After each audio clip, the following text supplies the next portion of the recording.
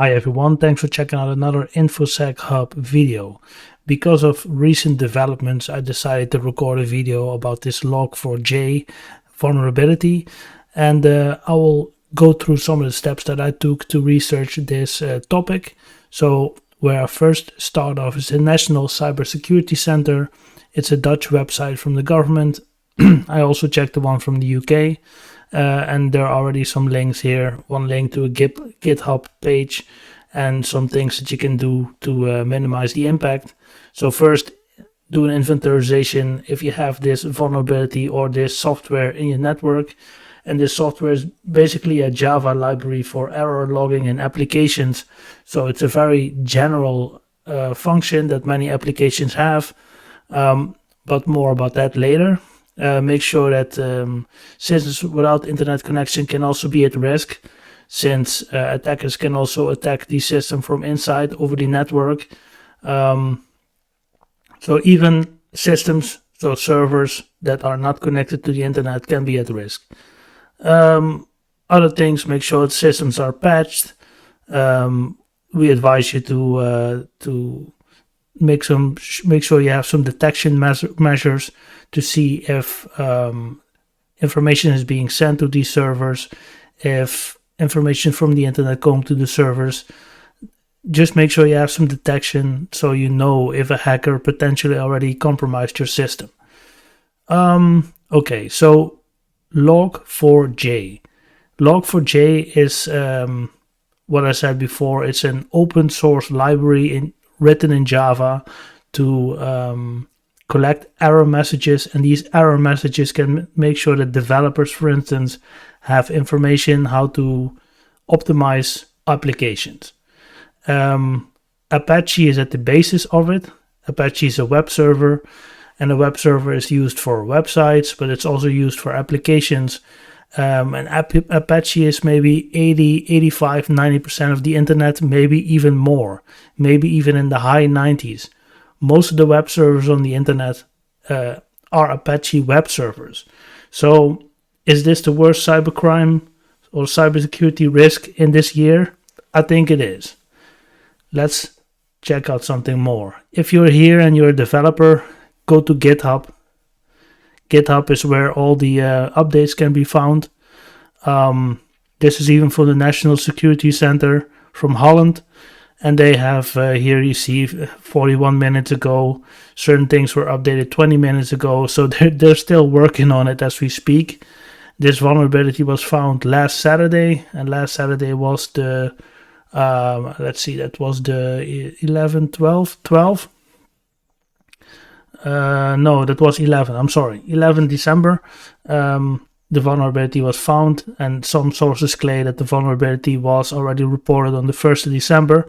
But because so many applications, so many companies use an Apache web server, and part of that is error logging, and there's a flaw in there. And what kind of flaw is there? I'll show you that as well.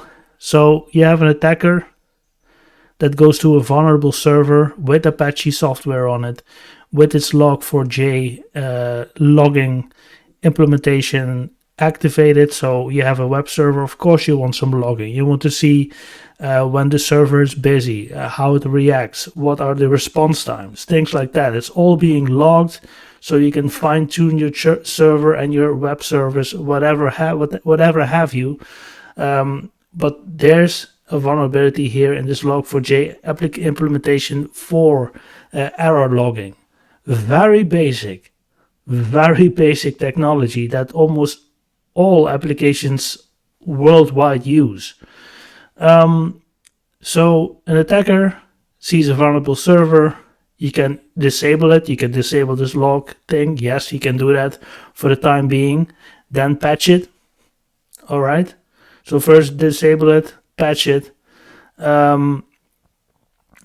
The hacker can send some remote code to the server and execute it, either ransomware or exploits. We call that remote code execution. So it can run vulnerable code against any device or any server with this Log4j implementation, basically, and do some damage. Get get access to that system and either sniff traffic or put ransomware there. If you have a web server or a big company, for instance, that has a big website, let's say CNN or something, or another major media outlet has a lot of web servers, to make sure that all the traffic go to their website, to their news page, which you can imagine thousands and thousands of people watch every day. If you can put them on the ransomware, like pay me $5 million, then you're back in control. Those kind of things. So also the security page or the logging page of Apache gives you a summary of the impact of this security vulnerability, because it is Apache software. Apache is open source, so everybody can see the source code, which is very beneficial. So all the developers can look at it, but of course also hackers can look at it. And it's a constant battle to make the most secure written code that there is. So open source, I applaud that basically. But if there's a hacker that's a little bit more smart, you say, if I do this and that, then I can execute my mean stuff. Yeah, it's a constant battle. Now it's 1-0 for the hackers, I must say, but it's already been patched. So if you go to GitHub, or if you have a Linux machine, for instance, you just do the sudo su super user get apt update. Make sure that you update all systems if you have web servers running. But you also need to make sure that you have logging on for an Apache web server. Not all applications have this standard out of the box. They don't always have logging on when it's a web server. You don't always need that, especially when you have an internal website running for, let's say, for instance, home automation or something. I don't think most of the users have logging on. But when you're a big corporation, you will have logging on. And you most probably use LOG4J to log all logs from the web server. So it is a major vulnerability, because it's been used in so many applications on so many devices. That's why it's major. This being updated while we speak. Let me refresh the page. 15 hours ago, 2 minutes ago. Software remove duplicate. Okay, so here almost 560 commits. A commit means that somebody pushes code to that website. There's a lot of security developers also working on this to stop this vulnerability. I couldn't exactly explain to you what they're doing, but they're doing very good work. And this is basically my summary of this Log4j at the end of 2021. One of the biggest security holes here for the year, I must say. Some say the biggest ever, but hey, we had a couple of years ago, we had some ransomware. WannaCry, I still remember 2017-ish, that was also a major thing. And also many companies are being hacked, being set up with ransomware these days, especially for the holidays, So companies can lose millions over this. And this is open source, right? This is code that's been maintained by the community. It's not really closed source, so it's owned by one company, but it's open source. Everybody can look at this. And usually that means that the code is getting better and better and better, because everyone can look at the code and improve it. But a smart hacker can also look at the code and think, okay, I'm going to exploit it like this.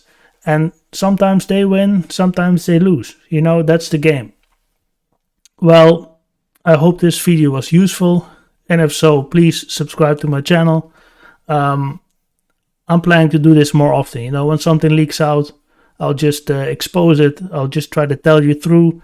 And there's plenty of sources out there, but this is my take on the whole event. So again, thanks for watching, and we hope to catch you guys in the next video.